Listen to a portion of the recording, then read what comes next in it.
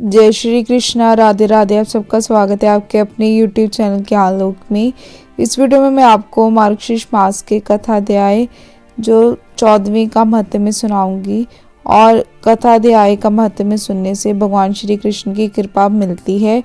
और श्री कृष्ण जी का अति प्रिय मास है मार्गशीर्ष मास। वो कहते हैं कि मैं ही मार्गशीर्ष मास हूँ।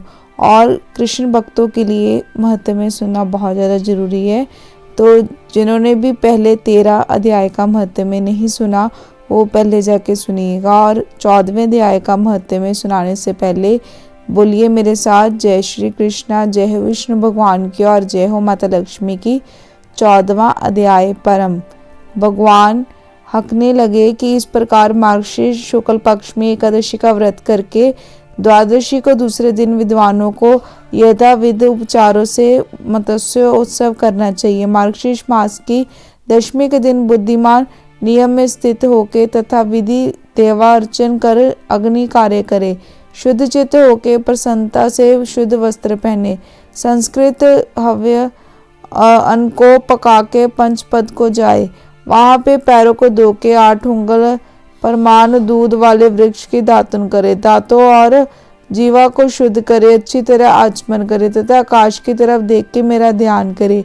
इसके हाथ में शंख चक्र और गदा धारण है जो कोटि और पीताम्बरधारी है। कमल के समान प्रसन्न मुख वाले समस्त लक्षणों से युक्त है। इस प्रकार ध्यान का कर हाथ में जल लेके सूर्य नारायण के बिंब में ध्यान करे।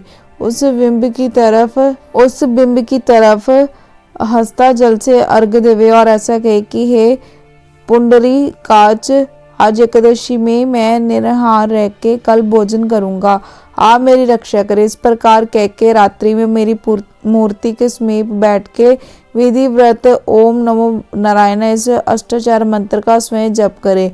बाद में द्वादशी के दिन समुद्र में जाने वाली नदी पे जाके अथवा दूसरी नदी तालाब या घर में ही नियमानुसार स्नान करे। प्रथम शुद्ध मृतिका को लेके इस मंत्र से देव देवेश भगवान विष्णु को प्रणाम करे।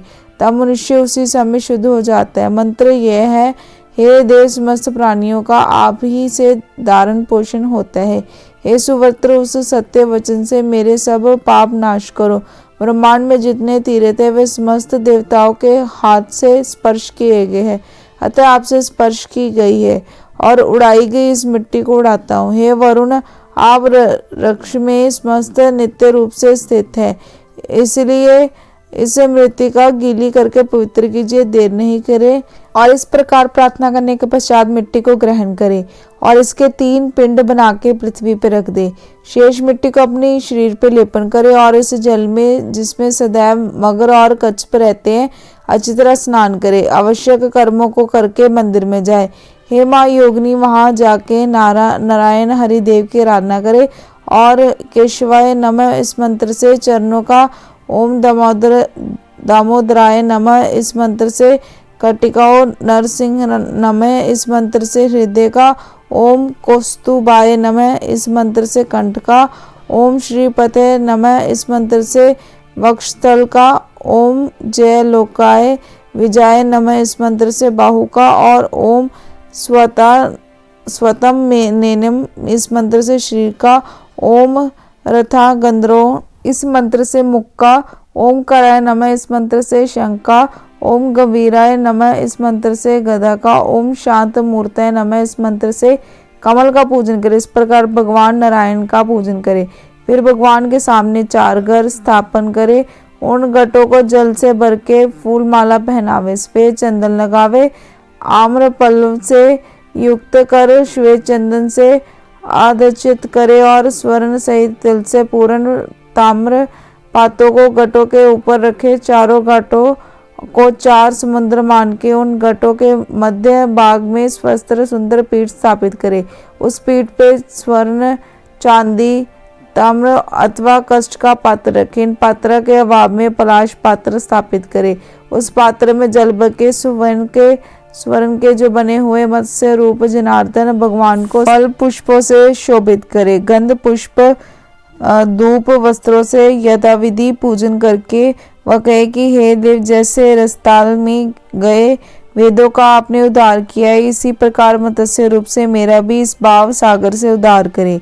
इस प्रकार प्रार्थना करे, भगवान के सामने जागरण करे। अपनी श्रद्धा अनुसार प्रातःकाल होने पे उन 4 घटों को 4 ब्राह्मणों को देवे। पूर्व दिशा में स्थापित घट को वह वृक्ष शाखा अध्यायी को देवे और दक्षिण स्थित कुंभ को शांदो के शाखा अध्यायी को देवे तथा पश्चिम स्थित घट को यजु शाखा अध्यायी को देवे और उत्तर स्थित घट को इच्छा अनुसार किसी भी ब्राह्मण को देवे। यह विधि कही गई है। पूर्व के घट से ऋग्वेद वेद भगवान, दक्षिण के घट से सामदेव, पश्चिम घट से यजुर्वेद भगवान और उत्तर के घट से अर्थ वेद भगवान प्रसन्न हो। इस कर्म से प्रत्येक के लिए प्रसन्न हो।